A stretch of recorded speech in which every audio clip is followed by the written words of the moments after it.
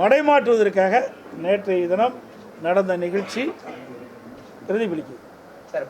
சட்டசபையில் தான் எதை பேசுகிறாலும் காட்ட மாட்டேங்கிறாங்களே, அங்கேயும் காட்ட மாட்டேங்கிறனால இங்கே பேசுகிறோம், நீங்கள் காட்ட மாட்டேங்கிறீங்க, ரெண்டு பக்கம் காட்ட மாட்டேங்கிறீங்க சொல்லுவாங்க. லைவில் போகுது, அதோட சரி, அதுக்கடுத்து காட்டினா தானே பரவாயில்ல மக்களுக்கு.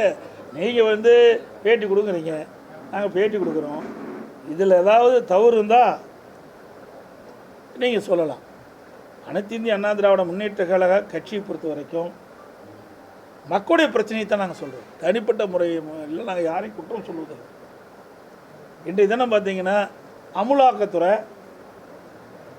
இன்றைக்கு மதுபான விற்பனையில் 1000 கோடி முறைகேடு நடைபெற்றதாக பத்திரிகையிலையும் ஊடகத்திலையும் செய்தியை வெளியிட்டிருக்கிறாங்க. இன்றைய தினம் நீதிமன்றத்தில் அந்த வழக்கு இருக்குது. ஆக திராவிட முன்னேற்ற கழக ஆட்சியில் ஊழல் நடைபெறும் என்பது நிரூபணமாக இருக்குது.